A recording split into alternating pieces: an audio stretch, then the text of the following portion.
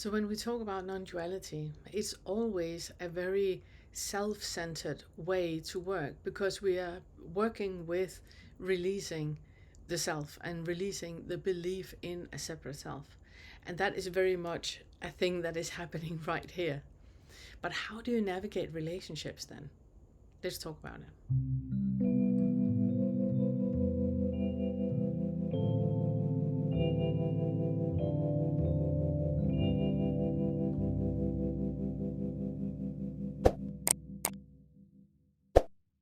So when we work with non-duality and when we see through self, it's obviously something that is influencing us in the way that we are in the world, in the way that we navigate ourselves in the world. When you no longer believe in a separate self, when you suddenly with great clarity see that the idea that there is an I anywhere that can do anything with a free will that cannot exist in any way, then all of a sudden any thought you have is not important anymore.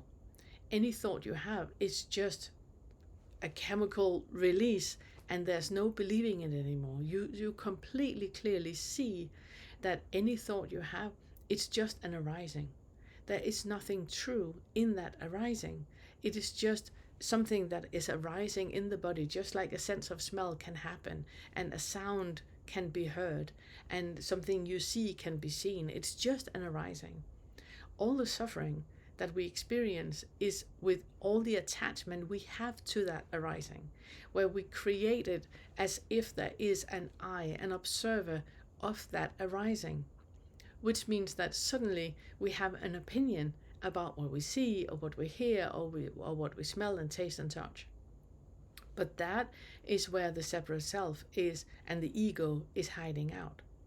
So when you all of a sudden see that there is no separate self, there is no thought that holds any truth, it's just a chemical arising, then you are released in a way where you understand that everything you perceived as reality can only be real to this bundle of chemistry and psychology and emotional maturity that is here. There is nothing real in any of it. It's just perceived as reality and as real here.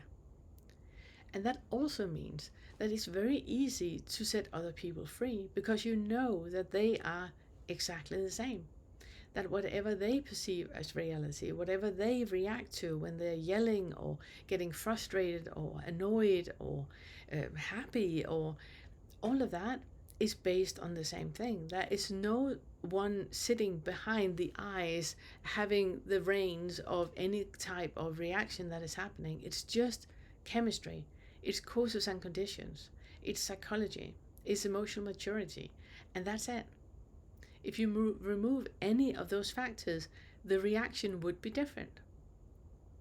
And that makes it easy to be with other people.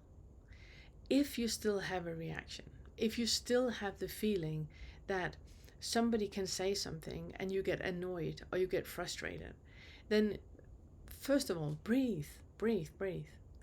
They have said something. Some words are reaching your ears. First of all, you're not hearing what they're saying. You hear what you think they say. Your reaction in your body, the release of hormones, the nervous system that is starting to contract, all of that is happening on what you think you hear they say. Which means that you have already removed yourself completely from the situation. You're no longer here. The person standing in front of you is now a prop in your little play that you are displaying for yourself. So breathe.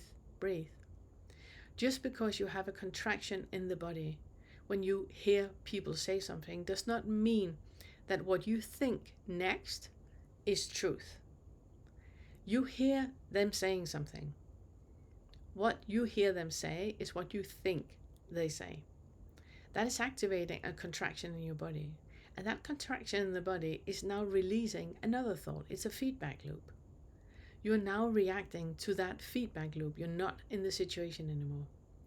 So breathe.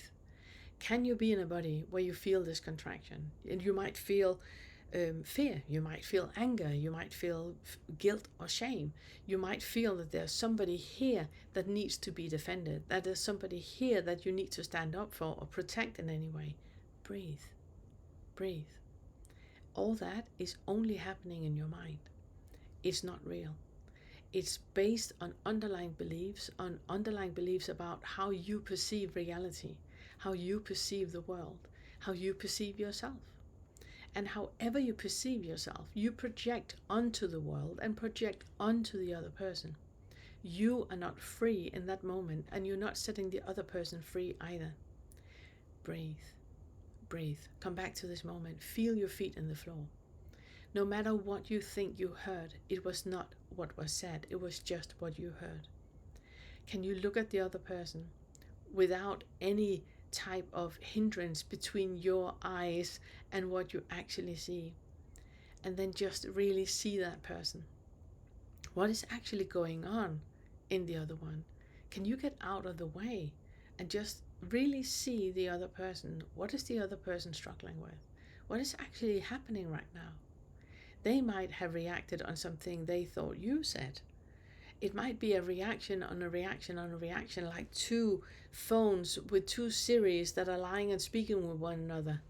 There's nothing real in any of it.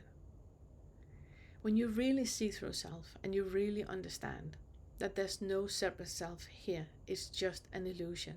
It's a contraction in the body and a thought attached to it, and that's it. That is what you call you.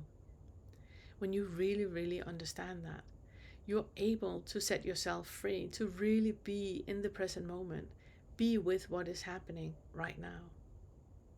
I can recommend you to go to the second fetter if you feel a physical contraction in your body, if you feel that there's something that you need to defend, there's somebody here vulnerable that needs to be defended, and it's either fear, anger, guilt, and shame that is underneath that. That is what we call the emotional indicators, and you find those in the second fetter. If you need to keep it at a distance first, and you need to keep it at, they said something, I don't want them to be in the world like that, I would like something else, then go to the fourth and the fifth fetter. Those two are connected. And if you start at the first lesson in the fourth fetter, you're going to be led through 3 levels of inquiries that is helping you really truly seeing what is it that you want, what is it that you are trying to manipulate a situation into being, because then life would be easier for you.